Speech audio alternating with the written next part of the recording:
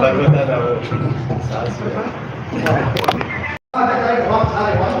ಶ್ರೀನಿವಾಸೇ ಕೃಷ್ಣೇಷ್ಟದಯಾಪಾತ್ರಂ ಗುಣಾಂತರಂಗಾಪುರಿ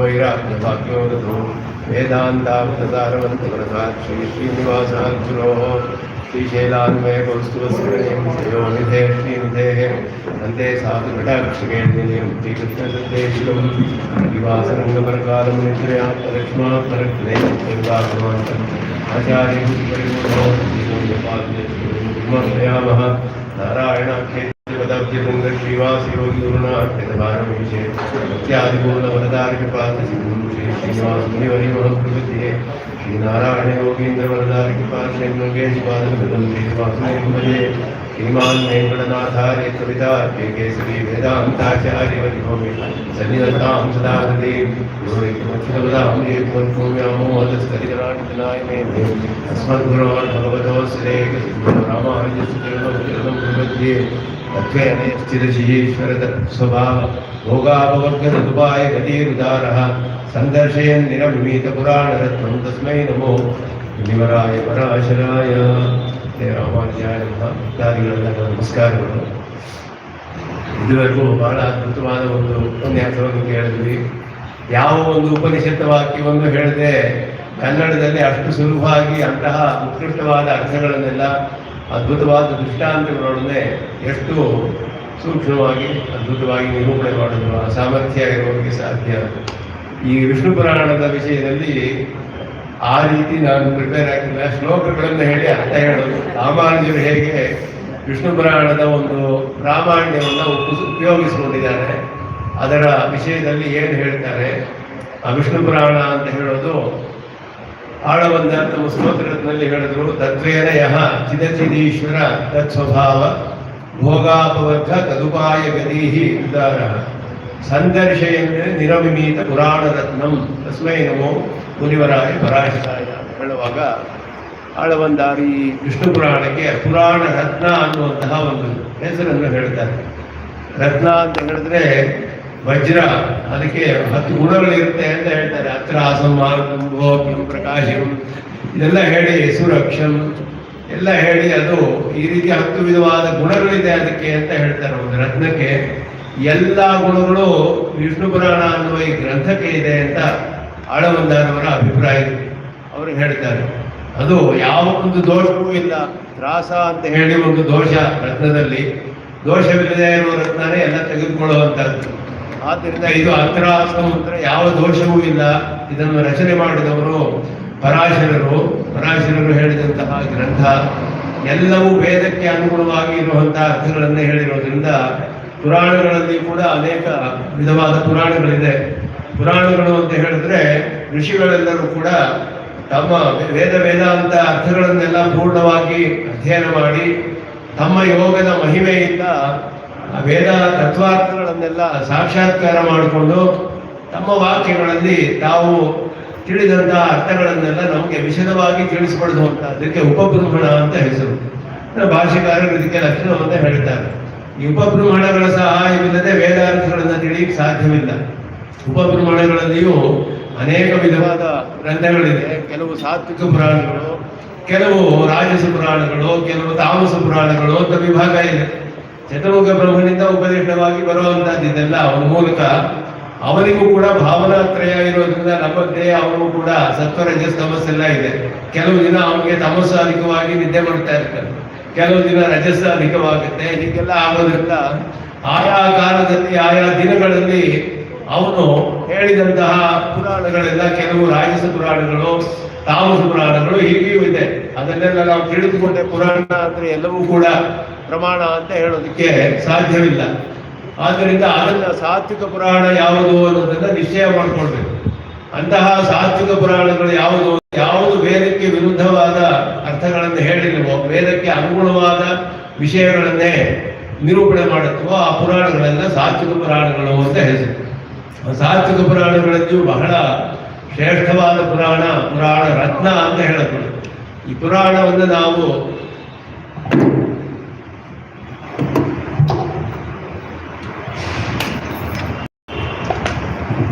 ಈ ಪುರಾಣದ ಅಧ್ಯಯನದಿಂದ ನಮಗೆ ಎಲ್ಲ ವಿಧವಾದ ಕ್ಷೇಮವೂ ಏರ್ಪಡುತ್ತೆ. ಅದರಲ್ಲಿ ಎಲ್ಲವೂ ಕೂಡ ವೇದಾರ್ಥಗಳನ್ನೆಲ್ಲ ನಮಗೆ ಸುಲಭವಾಗಿ ತಿಳಿಸಿರುವಂತಹ ಪುರಾಣ. ಇದರ ವಿಶೇಷವೂ ಕೂಡ ಇದರ ಭಕ್ತೃ ವೈಲಕ್ಷಣ್ಯ ಇದೆಲ್ಲ ತಿಳಿಸುತ್ತೆ ಪರಾಶರರು. ಆ ವಿಷ್ಣು ಪುರಾಣಕ್ಕೆ ಹೆಂಗಳಾಳ್ವ ಅಂತ ವಿಷ್ಣು ಚಿತ್ತರು ಅಂತ ಅವರ ವ್ಯಾಖ್ಯಾನವಿದೆ, ವಿಷ್ಣು ಚಿತ್ತೀಯ ಅಂತ ಹೇಳಿಬಿಟ್ಟು. ಅದಕ್ಕೂ ಕೂಡ ಎಲ್ಲ ನಮ್ಮ ಆಚಾರ್ಯರೊಂದಿಗೆ ಸಂಬಂಧ ಹೇಗೆ ಅಂತ ಹೇಳಿದ್ರೆ, ಭಾಷಿಕಾರರು ದಿವ್ಯ ಪ್ರಬಂಧಗಳ ಒಂದು ಆಧಾರದಲ್ಲಿಯೇ ಶ್ರೀಭಾಷ್ಯಾದಿ ಗ್ರಂಥಗಳಿಂದ ರಚನೆ ಮಾಡಿದ್ರು. ಸ್ವಾಮಿಗಳು ಈಗ ತಾನೇ ಹೇಳಿದಾಗೆ ಉಭಯ ವೇದಾಂತ ಅಂತ ಹೇಳುವ ಹಾಗೆ. ಅದು ನಮಗೆ ಹೇಗೆ ತಿಳಿಯುತ್ತೆ ಅಂತ ಹೇಳಿದ್ರೆ, ನಮ್ಮಾಳ್ವಾರ ತಿರುವಾಳ್ಮೊಳಿಗೆ ಭಗವದ್ ವಿಷಯ ಅನ್ನುವಂತಹ ವ್ಯಾಖ್ಯಾನವನ್ನ ಪಿಳ್ಳಾನವರು ಬರೆದಿದ್ದಾರೆ. ತಿರುಕುರು ಹೈಪಿರ ಅಂದ್ಬಿಟ್ಟು ಆರಾಯರ್ಪಡಿ ಅಂತ ಹೆಸರು ಅದಕ್ಕೆ. ಆರಾಯರ್ಪಡಿ ಅಂತ ಹೇಳುವ ಗ್ರಂಥ ಆ ತಿರುಕುರು ಪಿರಾಳ್ ಪಿಳ್ಳಾನವರ ಸಾಕ್ಷಾತ್ ಶಿಷ್ಯರಾದ ಹೆಂಗಳಾಳ್ವಾರ 6000 ಶ್ಲೋಕ ಇರುವ ವಿಷ್ಣು ಪುರಾಣದ ವ್ಯಾಖ್ಯಾನ ಬರುತ್ತೆ. ಆರಾಯರ್ಪಡಿ ಅರ್ಥಗಳೇ ಇದರಲ್ಲಿದೆ ಅಂತ ತೋರಿಸ್ತಾರೆ. ವಿಷ್ಣು ಪುರಾಣದಲ್ಲಿರೋದು ನಮಗೆ ತಿಳಿಯುತ್ತೆ. ಆರಾಯರ್ಪಡಿಯ ಅರ್ಥ ಆ ಗ್ರಂಥವನ್ನು ನೋಡಿದ್ರೆ ವ್ಯಾಖ್ಯಾನವನ್ನ ಶ್ರೀಭಾಷ್ಯದ ವಾಕ್ಯಗಳೆಲ್ಲ ಹಾಗಾಗಿ ಅಲ್ಲಿ ಶಬ್ದಗಳೆಲ್ಲ ಕಂಡು ಬರುತ್ತೆ. ಅಲ್ಲಿ ತಮಿಳು ಮಿಶ್ರವಾದ ಸಂಸ್ಕೃತ ಅಲ್ಲಿ, ಆದ್ದರಿಂದ ಮಣಿಪ್ರವಾಣ ಭಾಷೆಯಲ್ಲಿ ಶ್ರೀಭಾಷ್ಯಕ್ಕೂ ನಮ್ಮಾಳ್ವಾರ ತಿರುವಾಳ್ಮೊಳಿಗೂ ಇರುವ ಸಂಬಂಧ ಆರಾಯರ್ಪಡಿಯಲ್ಲಿ ನೋಡ್ಬೋದು. ಆರಾಯರ್ಪಡಿಗೂ ವಿಷ್ಣು ಪುರಾಣಕ್ಕೂ ಇರುವ ಸಂಬಂಧವನ್ನ ಅವರ ವ್ಯಾಖ್ಯಾನದಲ್ಲಿ ನಾವು ವಿಷ್ಣು ಚಿತ್ತೀಯದಲ್ಲಿ ನೋಡ್ಬೋದು. ಹೀಗೆ ಎಲ್ಲಕ್ಕೂ ಸಂಬಂಧ ಇದೆ. ಎಲ್ಲ ವೇದಾರ್ಥಗಳನ್ನೇ ಎಲ್ಲವೂ ಕೂಡ ಉಪದೇಶ ಮಾಡೋದು. ಭಾಷಿಕಾರರು ಈ ವಿಷ್ಣು ಪುರಾಣಕ್ಕೆ ವಿಶೇಷವಾದ ಸ್ಥಾನವನ್ನು ಕೊಡ್ತಾರೆ. ತಮ್ಮ 2 ಗ್ರಂಥಗಳಲ್ಲಿ ವಿಸ್ತಾರವಾಗಿ ಇದರ ವಿಚಾರ ಮಾಡ್ತಾರೆ. ವೇದಾರ್ಥ ಸಂಗ್ರಹ ಅನ್ನುವ ಮೊದಲ ಗ್ರಂಥದಲ್ಲಿ ನಮಗೆ ಅವರು ಕಡೆಯಲ್ಲಿ ಅದರಲ್ಲಿ ಮೊದಲು ಪೂರ್ವ ಪಕ್ಷವನ್ನೆಲ್ಲ ಪರೀಕ್ಷೆ ಮಾಡಿ ನಿರಸನ ಮಾಡುವಾಗ ಬರೀ ಶ್ರುತಿ ಪ್ರಮಾಣಗಳನ್ನ ತೆಗೆದುಕೊಳ್ತಾರೆ. ನೇರವಾಗಿ ಯಾವುದು ವಿಷ್ಣು ಪುರಾಣದ ಶ್ಲೋಕಗಳೆಲ್ಲ ಅಲ್ಲಿ ತೆಗೆದುಕೊಂಡು ವ್ಯಾಖ್ಯಾನ ಮಾಡಲಿಲ್ಲ. ಸ್ವಮತ ಸ್ಥಾಪನೆ ಅಂತ ಒಂದು ಭಾಗ ವಿಷ್ಣು ವೇದಾರ್ಥ ಸಂಗ್ರಹದಲ್ಲಿ, ತಮ್ಮ ಸಿದ್ಧಾಂತವನ್ನು ಸ್ಥಾಪನೆ ಮಾಡುವ ಭಾಗದಲ್ಲಿ ವಿಷ್ಣು ಪುರಾಣವನ್ನು ತೆಗೆದುಕೊಂಡು ಅಲ್ಲಿ ಆರಂಭದಲ್ಲಿ ಬರೀತಾರೆ. ಅವರು ಏನು ಬರೀತಾರೆ ಅಂದ್ರೆ, ಪ್ರಾಚ್ಯ ಉದೀಚ್ಯ ದಾಕ್ಷಿಣಾತ್ಯ ಪಾಶ್ಚಾತ್ಯ ಸರ್ವಶಿಷ್ಟೈ ಧರ್ಮ ವಿಷಯ ತತ್ವ ವಿಷಯ ಇದಮೇವ ಪರ್ಯಾಪ್ತಂ ಇತಿ ಅಭಿಗಾನ ಪರಿಗೃಹೀತಂ ಅಂತ ಹೇಳುತ್ತೆ. ಎಲ್ಲರಿಂದಲೂ ಕೂಡ ಯಾವ ಅಭಿಪ್ರಾಯವಿಲ್ಲದೆ 4 ದಿಕ್ಕುಗಳಲ್ಲಿರುವ ಎಲ್ಲ ಸರ್ವಶಿಷ್ಟರಿಂದಲೂ ಕೂಡ ಧರ್ಮದ ವಿಷಯವಾಗಲಿ ತತ್ವದ ವಿಷಯವಾಗಲಿ ನಿಶ್ಚಯ ಮಾಡೋದಕ್ಕೆ ಈ ಗ್ರಂಥವೇ ನಮಗೆ ಪೂರ್ಣವಾಗಿ ಬೇಕಾಗಿರೋದು. ಅಭಿಗಾನ ಗೃಹೀತಂ, ಅಭಿಪ್ರಾಯ ಭೇದವಿಲ್ಲದೆ ಎಲ್ಲ ಒಪ್ಕೊಂಡಿರುವಂತಹದ್ದು ಅಂತ ಹೇಳುವ ಈ ವಿಷ್ಣು ಪುರಾಣ ಅಂತ ಹೇಳಿ ಆರಂಭಿಸ್ತಾರೆ. ಹೇಳುವಾಗ 2 ವಿಷಯಗಳು ಪ್ರಧಾನವಾಗಿ ನಾವು ತಿಳಿಯಬೇಕು ಅಂತ ಹೇಳಿ, ಪರಮಾತ್ಮ ಜಗತ್ಕಾರಣವಾದ ವಸ್ತುವನ್ನ ನಾವು ತಿಳಿದುಕೊಂಡ್ರೆ ಸಂಸಾರದಿಂದ ತಪ್ಪಿಸಿಕೊಳ್ಳಬಹುದು ಅಂತ ಎಲ್ಲ ಪ್ರಮಾಣಗಳು ತಿಳಿಸುತ್ತೆ. ಶ್ರುತಿ ಹೇಳುತ್ತೆ, ಯಥೋವಾ ಇವ ನಿಭೂತ ವಿಜಾಯಂತೆ ಯೇ ನಜಾತ ವಿಜೀವಂತಿ ಯತ್ಪ್ರಯಂತ ಅಭಿಸಂವಿಶಂತಿ ತದ್ವಿಜಿಜ್ಞಾಸಸ್ವ ತದ್ಬ್ರಹ್ಮೇತಿ. ಅದನ್ನು ತಿಳಿದುಕೋ ಅಂತ ಹೇಳುತ್ತೆ. ವಿಜಿಜ್ಞಾಸಸ್ವ, ಜಗತ್ಕಾರಣ ವಸ್ತುವನ್ನು ತಿಳಿದುಕೊಂಡ್ರೆ ಕಾರಣಂದು ಧ್ಯೇಯ ಅಂತ ಶ್ರುತಿ ಹೇಳುತ್ತೆ. ಆದ್ದರಿಂದ ಜಗತ್ಕಾರಣವಾದ ವಿಷಯವನ್ನು ತಿಳಿಬೇಕು. ಮತ್ತೆ ಆಚಾರ್ಯರು ಇದ್ದಾನೆ ಹೇಳಿದ್ರು, ಆ ಜಗತ್ಕಾರಣ ವಸ್ತುಗೂ ನಮಗೂ ಇರುವ ಸಂಬಂಧ ಜ್ಞಾನ ಪ್ರಧಾನವಾಗಿ ತಿಳಿಯಬೇಕು. ಆ ಸಂಬಂಧ ಜ್ಞಾನದಿಂದಲೇ ನಮಗೆ ಪುರುಷಾರ್ಥ ಹೇಳುತ್ತೆ. ಆ ಸಂಬಂಧ ಜ್ಞಾನವೂ ಕೂಡ ವಿಶೇಷವಾದ ಸಂಬಂಧ ಏನಿದೆ, ಶೇಷಶೇಷಿ ಭಾವ ಅನ್ನೋದು ಅದನ್ನು ತಿಳಿಯಬೇಕು. ಇದು ಪರಮಾರ್ಥವೇ ಔಪಾಧಿಕವೇ, ಈ ವಿಷಯವೆಲ್ಲ ಅವರು ವಿಸ್ತಾರವಾಗಿ ಹೇಳಿದ್ರು. ಔಪಾಧಿಕವಾದ ವಿಷಯದಲ್ಲಿ ನಿಯಾಮಕ ಭಾವ ಇರೋದಕ್ಕೆ ಸಾಧ್ಯವಿಲ್ಲ. ಒಂದು ಕಂಬವನ್ನು ನೋಡಿ ಕತ್ತಲಲ್ಲಿ ಒಬ್ಬ ದೂರದಿಂದ ಕಂಬನೋ ಇಲ್ಲ ಯಾರೋ ಪುರುಷನೋ ಅಂತ ಸಂದೇಹ ಪಡ್ತಾನೆ. ಆ ಸಂದೇಹ ಪಟ್ಟ ಕಂಬವೇ ಇರೋದಲ್ಲಿ ಪುರುಷ ಅಂತ ಇವನು ತಪ್ಪಾಗಿ ಕೇಳಿದ್ರೆ ಆ ಪುರುಷನನ್ನು ನಿಯಮನ ಮಾಡೋಕ್ಕಾಗೋದಿಲ್ಲ. ಯಾಕೆಂದ್ರೆ ಪುರುಷನೇ ಇಲ್ಲ. ಹಗ್ಗನ್ನು ನೋಡಿ ಹಾವು ಅಂತ ಕೇಳಿದ್ರೆ ಹಾವನ್ನು ನಾವು ನಿಯಮನ ಮಾಡೋಕ್ಕಾಗುತ್ತೆ. ಯಾಕೆ ಅಂದ್ರೆ ನಿಜವಾಗೂ ಹಾವಿಲ್ಲ. ಆ ಸಂಬಂಧವು ಯಾವಾಗಲೂ ನಿಯಾಮಕ ಭಾವ ಅನ್ನೋದು ಪರಮಾರ್ಥದಲ್ಲಿ ಇರಬೇಕು. ನಿಜವಾಗಿಯೂ ಇದ್ದರೆ ಆಗಲೇ ಆ ಸಂಬಂಧ ನಮಗೆ ಪುರುಷಾರ್ಥಕ್ಕೆ ಕಾರಣವಾಗುತ್ತೆ. ಅದನ್ನ ಇಲ್ಲಿ ಆ 2 ವಿಷಯಗಳನ್ನ ಇಲ್ಲಿ ಮೊದಲು ತಿಳಿಸ್ತಾರೆ ಅಂತ ಹೇಳಿ, ಮೈತ್ರೇಯರು ಆರಂಭಿಸುವಾಗ ಇದರಲ್ಲಿ ಪರಾಶರ ಮುನಿವರಂ ಕೃತ ಪೌರ್ವಾಣಿಕ ಕ್ರಿಯಂ ಮೈತ್ರೇಯ ಪರಿಪಪ್ರಚ್ಛ ಪ್ರಣಮ್ಯ ಅಭಿವಾದ್ಯಚ ಅಂತ ಹೇಳಿ ಆಚಾರ್ಯರಲ್ಲಿ ಹೋಗಿ ನಮಸ್ಕಾರ ಮಾಡಿ ಅಭಿವಾದನೆಯನ್ನು ಮಾಡಿ ಅವರಿಗೆ ಸೂಕ್ತವಾದ ಸಮಯದಲ್ಲಿ ಅವರ ಅನುಷ್ಠಾನವನ್ನೆಲ್ಲ ಮುಗಿಸಿದ ಮೇಲೆ ಅವರಲ್ಲಿ ಇವರು ಹೋಗಿ ಪ್ರಶ್ನೆಯನ್ನು ಮಾಡಿದ್ರು. ಮೈತ್ರೇಯರು ಹೇಳ್ತಾರೆ, ನಿಮ್ಮಿಂದಲೇ ನಾನು ಎಲ್ಲ ವೇದಾಧ್ಯಯನವನ್ನು ಮಾಡಿದೆ, ವೇದ ಅಂತ ಎಲ್ಲ ಅಧ್ಯಯನವೂ ನಿಮ್ಮಿಂದಲೇ, ಧರ್ಮಶಾಸ್ತ್ರಗಳು ಎಲ್ಲವೂ ನಿಮ್ಮಿಂದಲೇ ಅಧ್ಯಯನ ಮಾಡಿದ್ದೀನಿ ಅಂತ ಹೇಳಿಬಿಟ್ಟು ಅವ್ರು ಹೇಳುತ್ತಾರೆ, ನನಗೆ ಸೋಹಮಿಚ್ಛಾಮಿ ಧರ್ಮಜ್ಞ ಶ್ರೋತುಂ ತ್ವತ್ತಃ ಯಥಾ ಜಗತ್ ಬಭೂವ ಭೂಯಶ್ಚೇತ ಮಹಾಭಾಗ ಭವಿಷ್ಯತಿ. ನಿಮ್ಮಿಂದ ನನಗೆ ಒಂದು ವಿಷಯ ಕೇಳಬೇಕಾಗಿದೆ ಅಂತ ಹೇಳಿಬಿಟ್ಟು, ಯನ್ಮಯಂಚ ಜಗತ್ ಸರ್ವಂ ಯತಶ್ಚೈತ ಚರಾಚರಂ ದೀನವಾಸಿ ಯಥಾ ಯತ್ರ ಲಯಮೇಶತಿ ಯತ್ರ ಚ. ಎರಡು ಶ್ಲೋಕಗಳಲ್ಲಿ ಪ್ರಶ್ನೆಯನ್ನು ಮಾಡಿದ್ರು. ಈ ಪ್ರಶ್ನೆಯ ಅಭಿಪ್ರಾಯವೇನು? ಎಲ್ಲವನ್ನು ತಿಳಿದಿದ್ರಲ್ಲ ಅವರು, ವೇದಾಂತಗಳೆಲ್ಲ ತಿಳಿದಿದ್ರಲ್ಲ. ಇದೆಲ್ಲ ಈ ಪ್ರಶ್ನೆ ಹೇಳಬೇಕಂದ್ರೆ ನಿಮ್ಮಿಂದ ನಾನು ಈ ವಿಷಯವನ್ನು ಕೇಳಬೇಕು. ಯಾಕೆಂದ್ರೆ ನೀವು ದೇವತಾ ಪಾರಮಾರ್ಥ್ಯಂಚ ಯಥಾವತ್ ವೇತ್ಸ್ಯಸೆ ಭವಾನ್ ಅಂತ ಹೇಳಿ, ಯಥಾವತ್ ವೇತ್ಸ್ಯತೆ ಭವಾನ್ ಅಂತ ಹೇಳಿದ್ರು. ದೇವತಾ ಪಾರಮಾರ್ಥ್ಯ ಜ್ಞಾನವನ್ನು ಅವರಿಗೆ ಒಂದು ವರವನ್ನು ಕೊಟ್ಟಿದ್ರು. ಪುಲಸ್ತ್ಯರು ಮತ್ತೆ ವಸಿಷ್ಠರು ಬಂದು ವರವನ್ನು ಕೊಟ್ಟಿದ್ರು. ಆ ಪರಾಶರರ ತಂದೆ ಹೆಸರು ಶಕ್ತಿ ಅಂತ ಹೇಳ್ಬಿಟ್ಟು ಅವರನ್ನು ಒಬ್ಬ ರಾಕ್ಷಸನ್ನು ಸಂಹಾರ ಮಾಡಿಬಿಡ್ತಾನೆ ವಿಶ್ವಾಮಿತ್ರರು ಒಂದು ಇದರಿಂದ. ಆಗ ಇವರಿಗೆ ಸಮಯದಲ್ಲಿ ಗೊತ್ತಾಗುತ್ತೆ, ಇವರಿಗೆ ನಮ್ಮ ತಂದೆಯನ್ನು ಈ ಥರ ಮಾಡಿದ್ದಾರೆ ರಾಕ್ಷಸ ಅಂತ ಹೇಳಿ, ರಾಕ್ಷಸನ್ನೆಲ್ಲ ನಾಶ ಮಾಡಿಬಿಡ್ತೀನಿ ಅಂತ ಯಾಗವನ್ನು ಆರಂಭಿಸಿದ್ರು. ಎಲ್ಲ ರಾಕ್ಷಸರು ಬಂದು ಅಲ್ಲಿ ಶುರು ಮಾಡಿದ್ರು.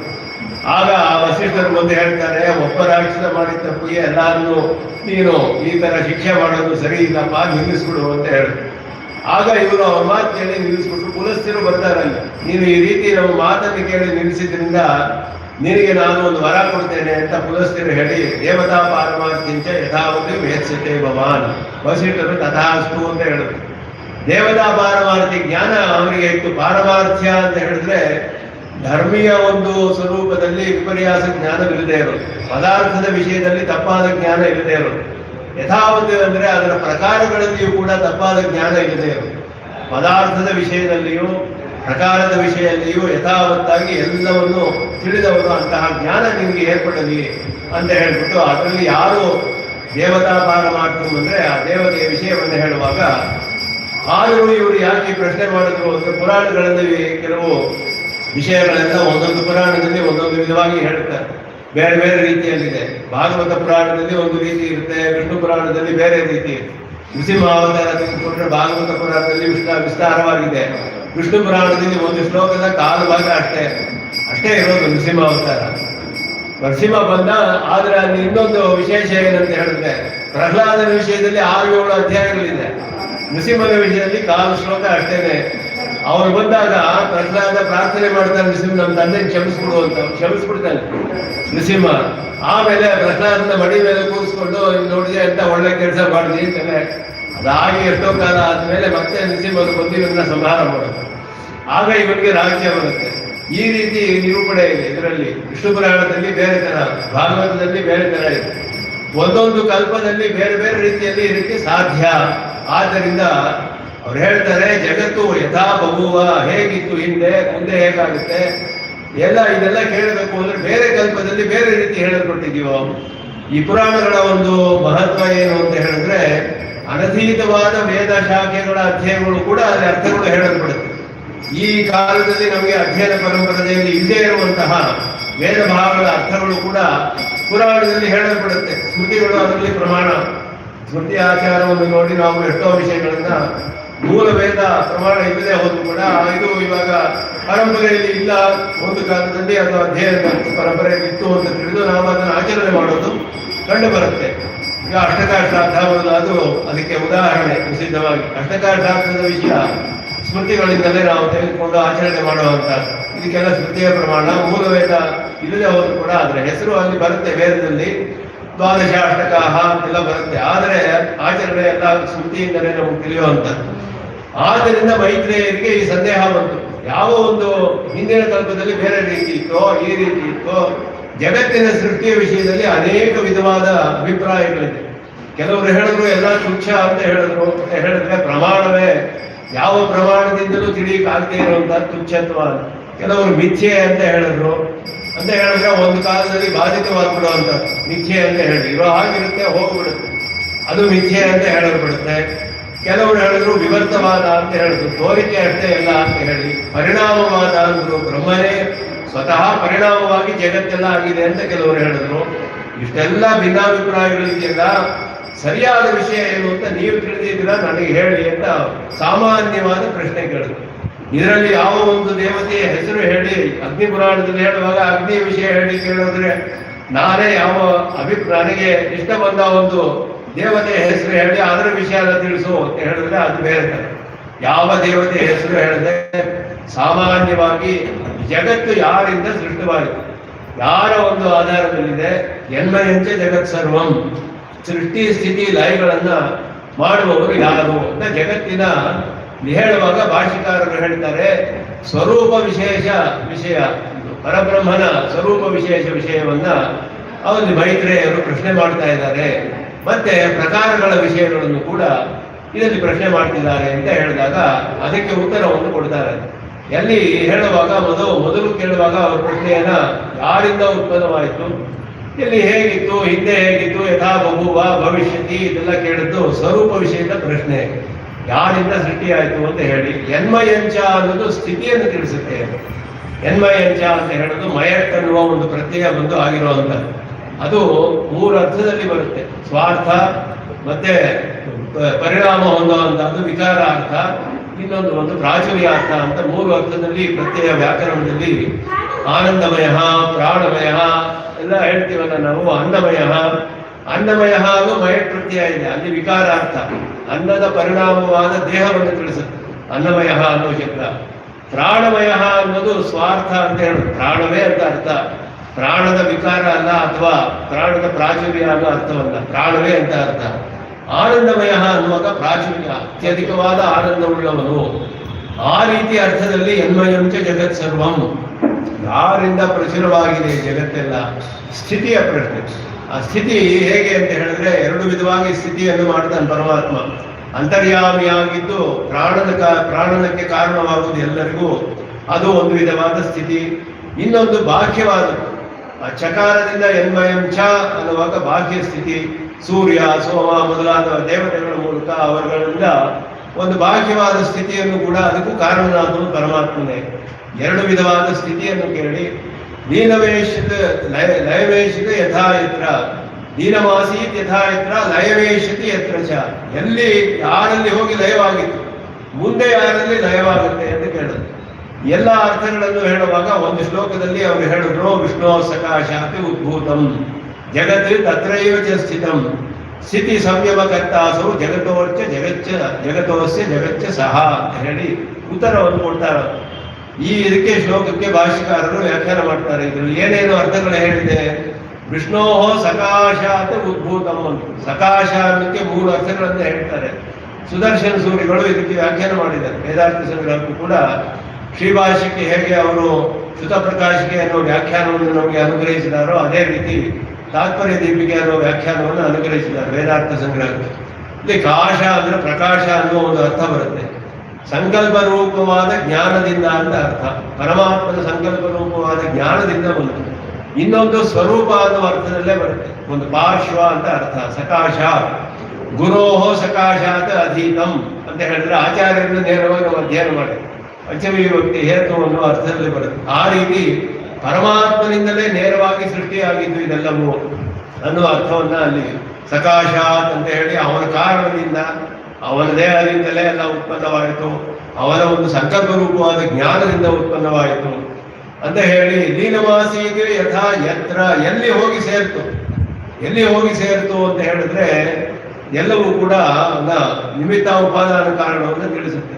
ಕಾರ್ಯವು ಕಾರಣದಲ್ಲಿ ಲಯವಾಗುತ್ತೆ, ಯಾವಾಗಲೂ ಬೇರೆ ಎಲ್ಲೂ ಹೋಗಿ ಸೇರೋದಿಲ್ಲ.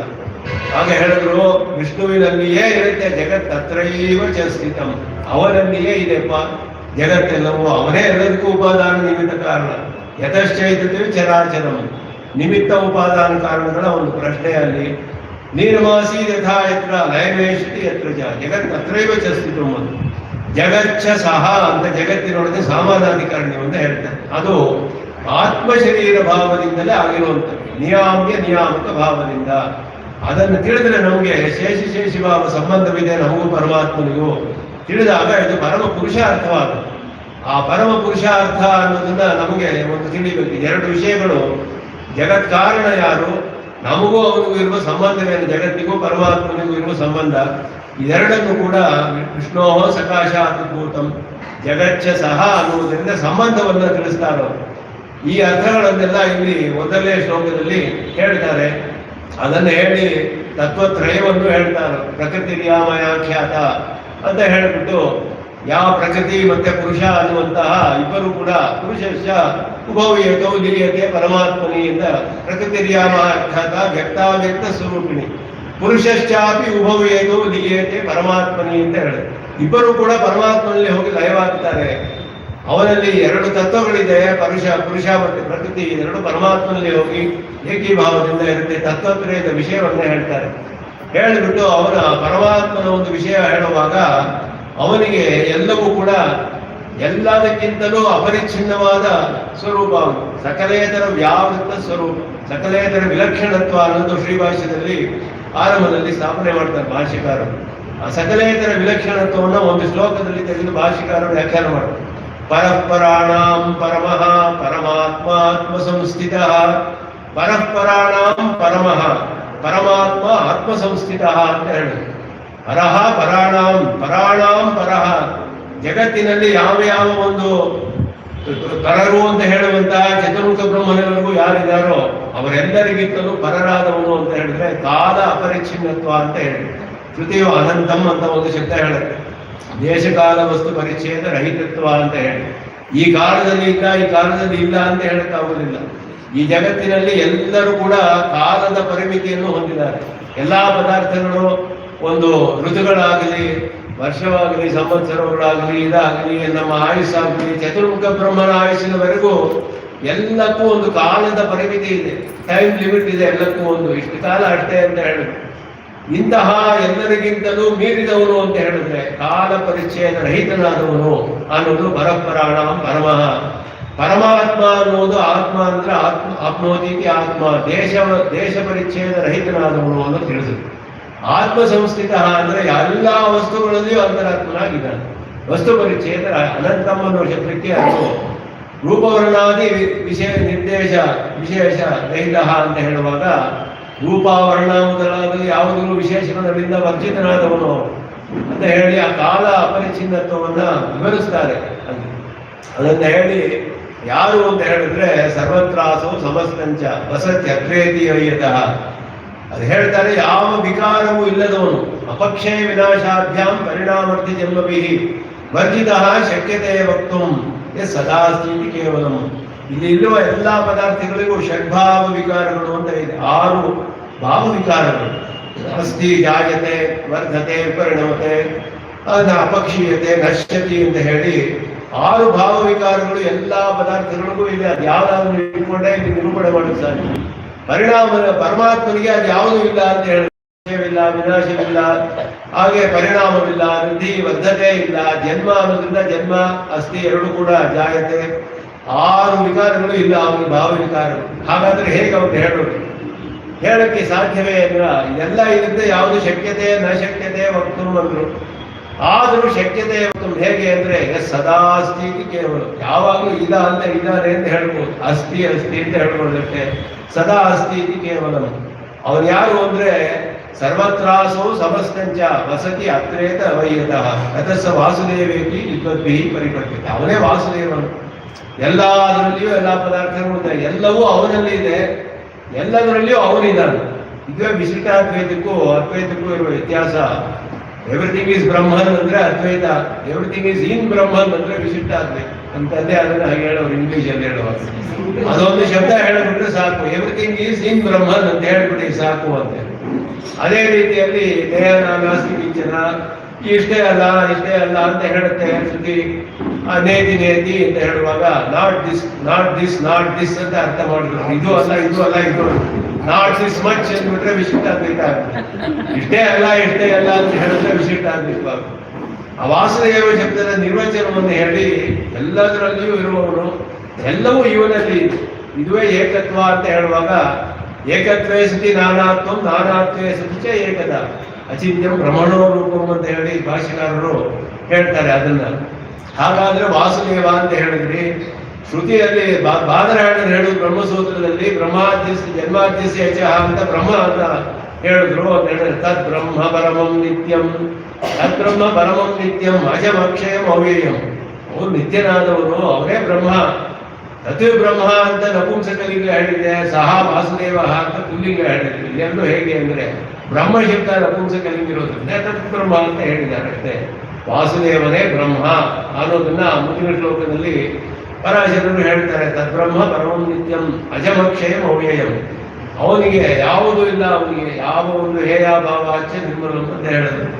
ಎಲ್ಲ ಬದ್ಧ ಮುಕ್ತ ನಿತ್ಯಗಳಿಂದಲೂ ಅಚೇತನಿಂದಲೂ ವ್ಯಾವೃತನಾದವನು ಪರಮಾತ್ಮ ಅಂತ ಹೇಳಿಬಿಟ್ಟು ಅವನ ವಿಷಯವನ್ನ ಅದ್ಭುತವಾಗಿ ನಿರೂಪಣೆ ಮಾಡ್ತಾರೆ. ಇದೆಲ್ಲ ಪರಮಾತ್ಮನ ಒಂದು ದೇಶಕಾಲ ವಸ್ತು ಪರಿಚ್ಛೇದ ರಾಹಿತ್ಯ, ಅಪರಿಚ್ಛಿನ್ನವಾದ ಅವನ ಐಶ್ವರ್ಯವೇನು, ಇದೆಲ್ಲವನ್ನು ಇಲ್ಲಿ ಈ ರೀತಿ ತತ್ವ ನಿರೂಪಣೆ ಮಾಡ್ತಾರೆ. ಇದರಲ್ಲಿ ವೇದಾಂತ ಸಂಗ್ರಹದಲ್ಲಿ ಶ್ರೀಭಾಷ್ಯದಲ್ಲಿ ಹೇಳುವಾಗ ಪೂರ್ವ ಪಕ್ಷದ ಕೆಲವು ಶ್ಲೋಕಗಳನ್ನ ಹೇಗೆ ಅವರು ನಿರೂಪಣೆ ಮಾಡಿದ್ದಾರೆ ಅಂತ ಹೇಳಿ ಮೂರು ವಿಷಯವಾಗಿ ಆದಿವರ್ತ ಶ್ಲೋಕ, ಚತುಶ್ಲೋಕಿ ಅಂತ ಜಡವರ್ಧನ ಉಪಾಖ್ಯಾನದಲ್ಲಿ ಬರುವಂತಹದ್ದು, ಆದಿವರಾಹ ಚತುಶ್ಲೋಕಿ ಅಂತ ಹೇಳ್ಬಿಟ್ಟು ವರಾಹಾವತಾರದ ವಿಷಯ ಸಂಗ್ರಹ ಒಂದು ಸಂದರ್ಭದಲ್ಲಿ ವಿಷ್ಣು ಪುರಾಣದಲ್ಲಿ ಬರುವ ಶ್ಲೋಕಗಳು.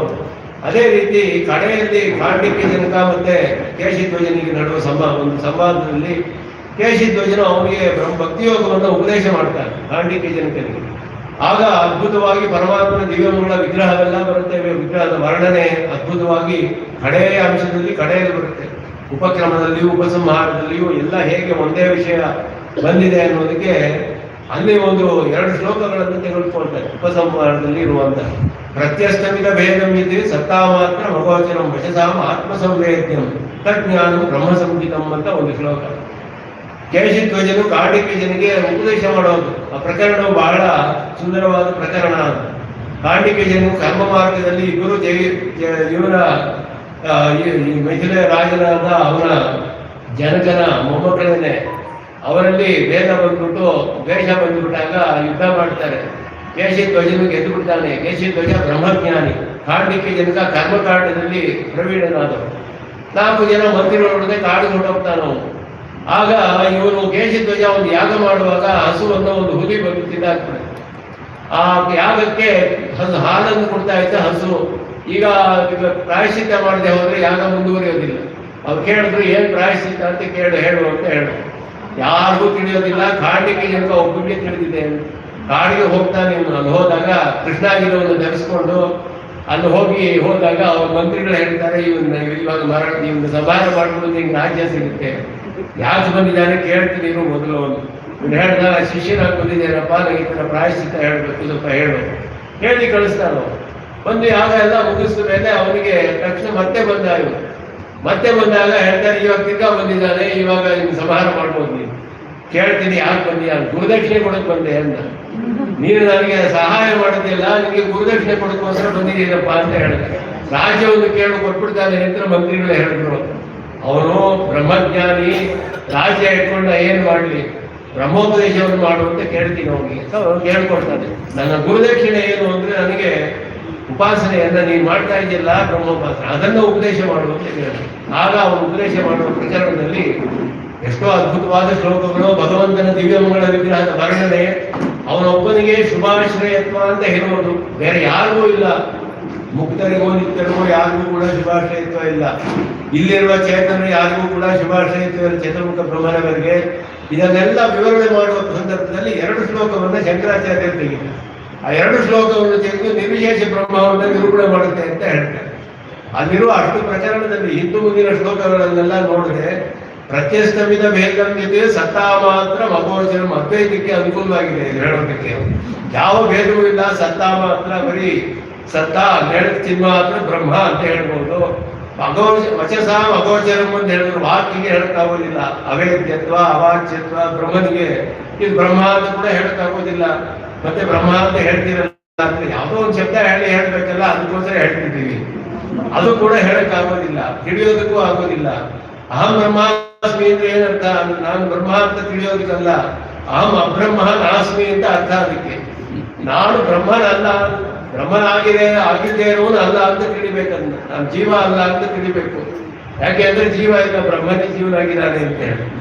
ಹೀಗೆ ಸತಾ ಮಾತ್ರ ಮಗೋಚರಂ ವಚಸಾಂ ಆತ್ಮಸಂವೇದ್ಯಂ ತತ್ ಜ್ಞಾನಂ, ಬರೀ ಜ್ಞಾನ ಅಂತಾನೆ ಹೇಳಿದೆ. ಅದನ್ನೇ ಉದ್ದೇಶ ಮಾಡಿರೋದು ಕೇಶಿಧ್ವಜ ಅಲ್ಲಿ. ಅದು ಬ್ರಹ್ಮ ಸಂಚಿತಂ, ಬ್ರಹ್ಮ ಅಂತ ಹೆಸರಿದೆ ಅಂತ ಹೇಳಿ ಮುಕ್ತನ ವಿಷಯ ಇಲ್ಲಿ ಹೇಳ್ತಿದೆ ಅಂತ ಭಾಷಿಕಾರರು ಹೇಳ್ತಾರೆ. ಮುಕ್ತರಿಗೆ ಶುಭಾಶ್ರಯತ್ವ ಇಲ್ಲ ಅಂತ ಅವನು ಉದ್ದೇಶ ಮಾಡ್ತಾ ಇರೋದ್ರಲ್ಲಿ. ಯಾಕೆಂದ್ರೆ ಪರಮಾತ್ಮನ ಶುಭಾಶ್ರಯದ ದಿವ್ಯಮಂಗಳ ವಕ್ರದ ವರ್ಣನೆ ಅದ್ಭುತವಾಗಿ ಮಾಡ್ತಾ ಇದ್ದಾರೆ. ವೇದಾರ್ಥ ಸಂಗ್ರಹದಲ್ಲಿ ಹೇಗೆ ಮಾಡಿದಾರೋ ಭಾಷ್ಯಕಾರರು, ಇದಕ್ಕೆ ಮೂಲ ಅಂದರೆ ಅಸ್ತ್ರಭೂಷಣ ಅಧ್ಯಾಯ ಅಂತ ಬರುತ್ತೆ ಅಲ್ಲಿ. ಅದರಿಂದ ತೆಗೆದುಕೊಂಡೇ ವರ್ಣನೆ ಮಾಡಿರೋದು ಎಲ್ಲವನ್ನು. ಅಲ್ಲಿ ಹೇಳುವಾಗ ಇದು ಮುಕ್ತನ ಸ್ವರೂಪವನ್ನು ಹೇಳುತ್ತೆ. ಮುಕ್ತನಿಗೆ ದೇವ ಮನುಷ್ಯ ಅನ್ನೋ ಆಕಾರಗಳಿಲ್ಲ. ಪ್ರತ್ಯಸ್ತಮಿದ ಭೇದಂ ಅಂದ್ರೆ ಇವನು ದೇವ, ಇವನು ಮನುಷ್ಯ, ಎಲ್ಲ ಆತ್ಮರುಗಳು ಅಷ್ಟೇ ಅವರಿಗೆ. ಸತ್ತ ಮಾತ್ರ ಮೂಲ ಆತ್ಮ ಅಂತ ಹೇಳ್ಬೇಕಷ್ಟೇ ಅವನಿಗೆ. ಅಗೋಚರಂ ವಚಸಾಂ, ವಾಕ್ಯಗಳಿಂದ ಹೇಳಕ್ಕಾಗಲ್ಲ. ಯಾಕೆಂದ್ರೆ ಅನಂತವಾಗಿರ್ತಾನ ಅವನ ಧರ್ಮಭೂತ ಜ್ಞಾನ, ಸರ್ವಜ್ಞತ್ವ ಎಲ್ಲ ಇರುತ್ತೆ ಅವನು. ಆದ್ದರಿಂದ ಅವನಿಗೆ ದೇವ ಮನುಷ್ಯ ಅಂತ ವಾಕ್ಯದಿಂದ ಹೇಳಕ್ಕಾಗೋದಿಲ್ಲ. ವಚಸಾಂ ಆತ್ಮ ಅಗೋಚರಂ ಆತ್ಮ ಸಂವೇದ್ಯಂ, ತನ್ನನ್ನು ತಾನು ತಿಳಿತಾನವನು. ತತ್ ಜ್ಞಾನಂ, ಜ್ಞಾನಂ ಅಂತ ಹೇಳಿದಿಲ್ಲ ಅಂದ್ರೆ ಅದು ತದ್ಗುಣ ಸಾರತ್ವಾತು ತದ್ವ್ಯಪದೇಶ ಅಂತ ಬ್ರಹ್ಮಸೂತ್ರದಲ್ಲಿ ಬಾದರಾಯಣರು ಹೇಳ್ತಾರೆ. ಜ್ಞಾನ ಗುಣಕರಾಗಿರೋದೇ ಅವನಿಗೆ ಅಸಾಧಾರಣವಾದ ಧರ್ಮ. ಆದ್ದರಿಂದ ವಿಜ್ಞಾನಂ ಯಜ್ಞಂ ತನುತೆ ಅಂತಾನೆ ಶ್ರುತಿಯು ಹೇಳ್ತು. ವಿಜ್ಞಾನವೇ ಯಜ್ಞವನ್ನು ಮಾಡುತ್ತೆ ಅಂತ ಹೇಳ್ತು. ವಿಜ್ಞಾನ ಉಳ್ಳವನು ಅಂತ ತಾನೇ ಹೇಳ್ಬೇಕು. ವಿಜ್ಞಾನದಿಂದ ಅಂತ ಹೇಳ್ಬೋದು. ವಿಜ್ಞಾನವೇ ಯಜ್ಞ ಮಾಡ್ತು ಅಂತ ಹೇಳ್ಬಿಡುತ್ತೆ ಶ್ರುತಿ. ಅದ್ಯಾಕೆ ಅಂತ ಹೇಳಿದ್ರೆ ಅದುವೇ ಅವನಿಗೆ ಸಾರಭೂತವಾದ ಗುಣ. ಆದ್ದರಿಂದ ಅದನ್ನ ಹಾಗೆ ಹೇಳಿದೆ. ಇದು ಅನೇಕ ಸತಿ ಕೇಳಿದ್ರೆ ನಮ್ಮ ತಂದೆ ಉದಾಹರಣೆ ಹೇಳೋದು. ಮದುವೆ ಮನೆಯಲ್ಲಿ ಲಾಡುವನ್ನು ಬಡಿಸಕ್ಕೆ ಬರ್ತಾರಲ್ಲ, ಅವನಿಗೆ ಅಲ್ಲಿ ಹೋಗ್ತಾ ಇದ್ರೆ ಲಾಡು ಬೇಕು ಅಂದ್ರೆ ಲಾಡು ಸ್ವಲ್ಪ ಇದು ಬಾ ಅಂತ ಹೇಳಿ. ಅವನು ಲಾಡು ಅಲ್ಲ, ಅವನು ಲಾಡು ಹೊಂದಿರೋದು ಅವನಿಗೆ ಅಸಾಧಾರಣವಾದ ಗುಣ ಅಷ್ಟೇನೆ. ಲಾಡು ಬಾರಪ್ಪ ಇಲ್ಲಿ ಅಂತ ಹೇಳಿದ್ರೆ ಅವನು ಲಾಡುದೇ ಅವನಿಗೆ ಅದುವೇ ಅಸಾಧಾರಣವಾದ ಗುಣ. ಗುಣಸಾರತ್ವಾತು ತದ್ವ್ಯಪದೇಶ ಬಾದರಾಯಣರು ಹೇಳುತ್ತೆ. ಹಾಗೆ ಜ್ಞಾನವೇ ಪ್ರಧಾನವಾದ ಗುಣವಾದ್ದರಿಂದ ಜ್ಞಾನ ಅಂತಾನೆ ಶ್ರುತಿ ಹೇಳುತ್ತೆ.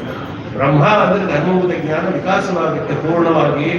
ಆದ್ದರಿಂದ ಇನ್ನೊಂದು ಶ್ಲೋಕ ಅಲ್ಲಿಯೇ ಬರುತ್ತೆ. ವಿಭೇದ ಜನಗೆ ಅಜ್ಞಾನ ನಾಶಮಾತ್ಯಂತಿಕೆ ಸತೆ ಆತ್ಮನೋ ಬ್ರಹ್ಮಣೋ ಯೋಗ ಆತ್ಮನಿಯು ಅಸಂತಂ ಕರಿಷ್ಯತಿ. ಆತ್ಮನೋ ಬ್ರಹ್ಮಣೋರ್ ಯೋಗಂ ಅಸಂತಂ ಕರಿಷ್ಯತಿ. ಆತ್ಮನಿಗೂ ವಿಭೇದ ಜನಕ್ಕೆ ಅಜ್ಞಾನೇ ನಾಶಂ ಆತ್ಯಂತಿಕೆ ಆಗುತ್ತೆ. ಅಜ್ಞಾನವೆಲ್ಲ ಪೂರ್ಣವಾಗಿ ನಾಶವಾಗಿಬಿಟ್ರೆ ಆತ್ಮನಿಗೂ ಬ್ರಹ್ಮನಿಗೂ ಭೇದ ಇಲ್ಲದೇ ಇರೋ ಭೇದವನ್ನು ಹೇಳ್ತಾರಲ್ಲ, ಯಾರು ಹೇಳಕ್ ಸಾಧ್ಯ ಅಂತ ಆ ಶ್ಲೋಕದಲ್ಲಿದೆ ಅರ್ಥ. ನಾಶಂ ಆತ್ಯಂತಿಕೆ ಸತೆ ಎಲ್ಲ ಹೋದಾಗ ಆತ್ಮನೋ ಬ್ರಹ್ಮಣೋರ್ ಭೇದಂ ಅಸಂತಂ ಕಹ ಕರಿಷ್ಯತಿ. ಭೇದ ಇಲ್ಲದೆ ಇರೋದನ್ನ ಯಾರು ಮಾಡಕ್ ಸಾಧ್ಯ? ಇದು ಅದ್ವೈತ ಪರವಾಗಿ ವ್ಯಾಖ್ಯಾನ ಮಾಡ್ತಾರೆ. ಈ ಶ್ಲೋಕವನ್ನು ಭಾಷಿಕಾರರು ಶ್ರೀಭಾಷ್ಯದಲ್ಲಿ ತೆಗೆದುಕೊಂಡು ಇದರ ಅರ್ಥ ಹೇಗೆ ಹೇಳಬೇಕು ಅಂತ ಹೇಳಿದ್ರೆ, ಮೋಕ್ಷದಲ್ಲಿ ನಾನು ಅವನು ಬೇರೆ ಅಲ್ಲ ಅಂತ ಅನುಭವಿಸ್ತಾನು ಪರಮಾತ್ಮನನ್ನ. ಅಲ್ಲಿ ಪರಾಶರರು ಹೇಳ್ತಾರೆ, ಆತ್ಮ ಪರಮಾತ್ಮನೋರ್ ಯೋಗ ಯೋಗ ಇತಿ ಅಭಿಧೀಯತೆ. ಯೋಗ ಅಂದ್ರೆ ಏನು? ಆತ್ಮ ಪರಮಾತ್ಮನ ಸಂಬಂಧ ಅಂತ ಹೇಳ್ತಾರೆ. ಆ ಸಂಬಂಧ ಅಂದ್ರೆ ಕೆಲವರು ಐಕ್ಯ ಅಂತ ಹೇಳ್ತಾರೆ. ಅದೆಲ್ಲ ಮಿಥ್ಯಾ ಏತತ್ ಅನ್ಯ ದ್ರವ್ಯಂ ಹಿ ನೈತಿ ತದ್ರವ್ಯತಾಂ ಯತಃ. ಒಂದು ದ್ರವ್ಯ ಇನ್ನೊಂದು ದ್ರವ್ಯ ಆಗೋದಿಲ್ಲ. ಅರ್ಧ ಲೋಟ ನೀರಿಗೆ ಇನ್ನರ್ಧ ಲೋಟ ನೀರು ಸೇರಿಸಿದ್ರೆ ಇದರ ಕಣಗಳು ಬೇರೆಯಾಗೇ ಇರುತ್ತೆ. ಅದರಲ್ಲಿ ಈ ವಾಟರ್ ಮಾಲಿಕ್ಯೂಲ್ಸ್ ಬೇರೆಯಾಗಿರುತ್ತೆ, ಅದು ಬೇರೆಯಾಗಿರುತ್ತೆ. ಇದನ್ನ ಸೇರಿಸಿದ್ರು ಕೂಡ ಒಂದೇ ರೀತಿ, ಎರಡು ಒಂದೇ ಪದಾರ್ಥ ಆಗೋದಿಲ್ಲ. ದ್ರವ್ಯ ಎಂದು ನಾಶವಾಗೋದಿಲ್ಲ ಅನ್ನೋದು ಅರ್ಥವೇ ಹೊರತು ಭೇದ ಅಂತ ಹೇಳಿದ್ರೆ ಭೇದ ಇದ್ದೇ ಇದೆ. ಪರಮಾತ್ಮನಿಗೂ ಜೀವಾತ್ಮನಿಗೂ ಭೇದ ಅನ್ನೋದು ಎಲ್ಲ ಕಡೆಯಲ್ಲೂ ಇದೆ. ಆದರೆ ಬಾದರಾಯಣರು ಹೇಳಿದ್ರು ಅವಿಭಾಗೇನ ದೃಷ್ಟತ್ವಾತ್, ವಿಭಾಗವಿಲ್ಲದೆ ಇರುವ ಹಾಗೆ ಅನುಭವಿಸ್ತಾನೆ. ನಾನು ಬೇರೆ ಅಹಂ ಅನ್ನೋದ್ರಿಂದ ಪರಮಾತ್ಮನವರೆಗೂ ಅವನು ಅನುಸಂಧಾನ ಮಾಡ್ತಾನೆ ಅನ್ನೋದು ಅಲ್ಲಿ ಅರ್ಥವೇ ಹೊರತು ಭೇದವಿಲ್ಲ ಅನ್ನೋದು ಅರ್ಥವಿಲ್ಲ. ಐಕ್ಯ ಅಲ್ಲ. ಇವು ನಾಶವಾಗುವುದಿಲ್ಲ. ನಾಶವಾಗ್ಬಿಟ್ರೆ ಮೋಕ್ಷ ಶಾಸ್ತ್ರ ಎಲ್ಲ ವ್ಯರ್ಥವಾಗ್ಬಿಡುತ್ತೆ.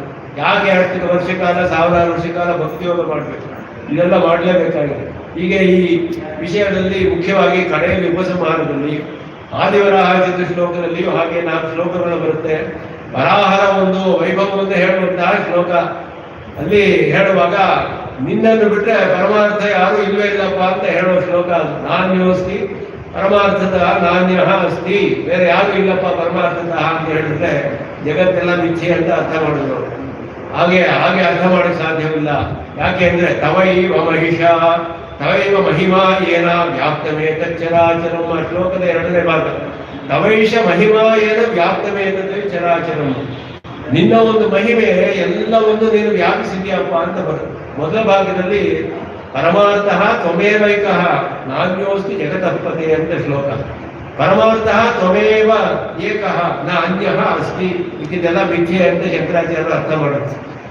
ಆದರೆ ಜಗತಃಪತೆ ಅಂತ ಶಬ್ದ ಮುಂದೆ ಜಗತ್ತಿಗೆಲ್ಲ ಪತಿಯಾಗೋದು, ಜಗತ್ತೇ ಇಲ್ಲದೆ ಹೋದ್ರೆ ಎಲ್ಲಿ ಪತಿ ಆಗೋದು? ಜಗದಪ್ಪತೆ ತವೈಷ ಮಹಿಮಾ ಏನೋ ವ್ಯಾಪ್ತವೇತದ್ದು ಚರಾಚರ. ಭಾಷಿಕರು ವ್ಯಾಖ್ಯಾನ ಮಾಡ್ತಾರೆ, ಇದು ಏನಾದರೂ ಅದ್ವೈತ ಪರವಾಗಿದ್ರೆ ತವೈಷ ಭ್ರಾಂತಿ ಅಂತ ಇರಬೇಕಾಗಿತ್ತು. ತವೈಷ ಮಹಿಮಾ ಅಂತ ಯಾಕೆ ಬಂತು? ಶ್ರೀಭಾಷೆಯಲ್ಲಿ ಆ ಶಬ್ದ ಆಗ್ತಾರೆ ಭಾಷಿಕರು. ತವೈಷ ಭ್ರಾಂತಿ ಅಂತ ಇರಬೇಕಾಗಿತ್ತು, ಮಹಿಮಾ ಅಂತ ಹೇಳಿದೆ.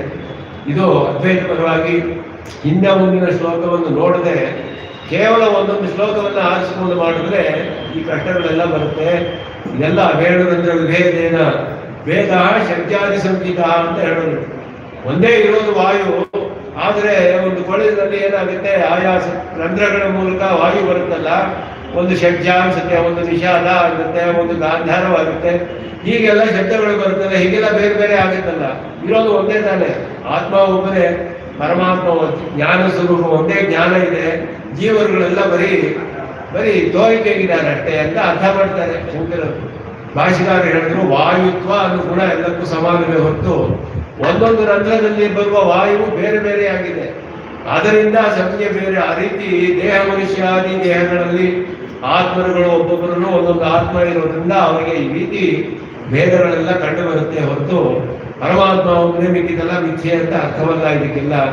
ಅದೇ ಭುವನ ಕೋಶ ಚತುಶ್ಲೋಕಿಯಿಂದ ಹೇಳ್ಬಿಟ್ಟು 10 ಶ್ಲೋಕಗಳು ಭುವನ ಕೋಶದಿಂದ ತೆಗೆದುಕೊಳ್ತಾರೆ. ಈ 3 ಭಾಗಗಳನ್ನ ಪ್ರಧಾನವಾಗಿ ಆದಿವರ್ತನ ಶ್ಲೋಕಗಳು. ಆದಿವರ್ತನ ಶ್ಲೋಕದಲ್ಲಿಯೂ ಎಲ್ಲ ಪರಮಾತ್ಮನಿಗೆ ಜಗತ್ತಿನೊಳಗೆ ಸಮಾನಾಧಿಕರನ್ನೇ ಎಲ್ಲವೂ ಹೇಳುವಾಗ ಮಹಿ ಘಟತ್ವಂ ಘಟದ ಕಪಾಲಿಕಾ ಕಪಾಲಿಕಾ ಚೂರ್ಣರಜಸ್ತೋಣು ಹೀಗೆ ಹೇಳಿದಾಗ ಅವರು ಮಣ್ಣೆ ಇರೋದು ಘಟವಾಗುತ್ತೆ, ಘಟವು ಕಪಾಲವಾಗುತ್ತೆ. ಘಟೋ ನಷ್ಟ ಅಂತ ಹೇಳ್ತೀವಿ, ಹಾಗಾದ್ರೆ ಏನು ಒಂದು ನಷ್ಟವಾಯಿತು ಅಂದ್ರೆ ಪದಾರ್ಥವೇ ನಾಶವಾಗೋಯ್ತು ಅಂತ ಅರ್ಥವಲ್ಲ. ಕಪಾಲ ಅನ್ನೋ ರೂಪದಲ್ಲಿ ಇರುತ್ತೆ. ದ್ರವ್ಯ ಎಂದು ನಾಶವಾಗುವುದಿಲ್ಲ, ದ್ರವ್ಯ ಯಾವಾಗಲೂ ಏಕ ರೀತಿಯಲ್ಲಿ ಇರುತ್ತೆ. ಅದನ್ನು ಹೇಳಿ ಅವರು ಈ ಶ್ಲೋಕಗಳನ್ನೆಲ್ಲ ಹೇಳಿ ವ್ಯಾಖ್ಯಾನ ಮಾಡ್ತಾರೆ 3 ಪ್ರಧಾನವಾದ ಘಟ್ಟಗಳಲ್ಲಿ. ಜಡಭರತನ ಉಪದೇಶದಲ್ಲಿ ವಿವೇಕವನ್ನು ಉಪದೇಶಿಸುವಂತಹ ಸ್ಥಳ, ಅವನಿಗೆ ದೇಹಾತ್ಮ ಭ್ರಮೆಯನ್ನು ಹಾಗೆಯೇ ಸ್ವತಂತ್ರಾತ್ಮ ಭ್ರಮೆ ಇದೆಲ್ಲ ನಾಶಪಡಿಸಿ ಆ ಜ್ಞಾನದ ಒಂದು ಮಹಿಮೆಯನ್ನು ಉಪದೇಶ ಮಾಡುವಂತಹ ಶ್ಲೋಕಗಳು ಬರೋದು. ಯಾವುದು ಅದ್ವೈತದ ವಿಷಯದಲ್ಲಿ ಯಾವುದೂ ಇಲ್ಲ. ಪೂರ್ವಾಪರ ಶ್ಲೋಕಗಳನ್ನೆಲ್ಲ ನಾವು ನೋಡಿದ್ರೆ ಇದೆಲ್ಲ ನಮಗೆ ಸ್ಪಷ್ಟವಾಗಿ ತಿಳಿಯುತ್ತೆ. ಎಲ್ಲೆಲ್ಲಿಯೂ ಪರಮಾತ್ಮನ ಗುಣಗಳು, ಅವನ ಅಪರಿಚ್ಛೇದ್ಯವಾದ ಸ್ವರೂಪವೇನು, ಸಕಲ ಕಲ್ಯಾಣ ಗುಣಾಕರಣಾಂತವನು, ಅವನಿಗೆ ಯಾವ ಒಂದು ದೋಷಗಳು ಇಲ್ಲ, ಅವನು ಸಮಸ್ತ ಕಲ್ಯಾಣ ಗುಣಾತ್ಮಕೋಸು. ಎಲ್ಲ ವಿಷ್ಣು ಪುರಾಣದ ಶ್ಲೋಕಗಳು ಆಶ್ಚರ್ಯವಾಗಿ ಬೇಕಾದಷ್ಟು ಶ್ಲೋಕಗಳಿದೆ. ಈ ಶ್ಲೋಕಗಳನ್ನೆಲ್ಲ ವಿಸ್ತಾರವಾಗಿ ನಾವು ನೋಡಿದ್ರೆ ಪ್ರಧಾನವಾಗಿ ತಿಳಿಯೋದು ಪರಿಪೂರ್ಣವಾಗಿ ಇದು ವಿಷ್ಣುವಿನ ಪಾರಮ್ಯವನ್ನು ಸ್ಥಾಪನೆ ಮಾಡುವುದಕ್ಕೆ ಬಂದಿರುವಂತಹ ಪುರಾಣ. ಹೇಗೆ ಭಾಷ್ಯಕಾರರು ಹೇಳ್ತಾರೆ, ಸರ್ವಾಸು ಶ್ರುತಿಸು ಯಥಾ ನಾರಾಯಣಾನುವಾಕ. ನಾರಾಯಣ ವಾಕವು ಹೇಗೆ ನಾರಾಯಣಾನುವಾಕ ಅಂತ ಹೇಳೋದು ಸಹಸ್ರ ಶೀರ್ಷಂ ದೇವ. ಎಲ್ಲ ಶ್ರುತಿಗಳಲ್ಲಿಯೂ ನಾರಾಯಣ ಪರತ್ವವನ್ನೇ ಸ್ಥಾಪಿಸಲು ಬಂದಿರುವಂತಹದ್ದು. ಆ ರೀತಿ ಎಲ್ಲ ಪುರಾಣಗಳಲ್ಲೂ ವಿಷ್ಣು ಪಾರಮ್ಯವನ್ನೇ ಸ್ಥಾಪನೆ ಮಾಡಿಕೊಂಡು ಬಂದಿರೋದು ವಿಷ್ಣು ಪುರಾಣ. ಅಷ್ಟೇ ಇದು ಪ್ರಧಾನವಾದದ್ದು ಅಂತ ಹೇಳಿ ಇದಕ್ಕೆ ಬಹಳ ದೊಡ್ಡ ಸ್ಥಾನವನ್ನು ಕೊಡಿ, ಮಹತ್ತಾದ ಸ್ಥಾನವನ್ನು ಕೊಟ್ಟು ವಿಷ್ಣು ಪುರಾಣದ ಶ್ಲೋಕಗಳಿಂದಲೇ ವಿಸ್ತಾರವಾಗಿ ಅನೇಕ ವಿಷಯಗಳನ್ನು ಸ್ಥಾಪನೆ ಮಾಡ್ತಾರೆ. ಪೂರ್ವ ಪಕ್ಷದ ಅವರು ಉದಾಹರಿಸಿರುವಂತಹ ಶ್ಲೋಕಗಳಿಂದ ಹೆಚ್ಚಾದ ಶ್ಲೋಕಗಳನ್ನೇ ಹೇಳ್ತಾರೆ.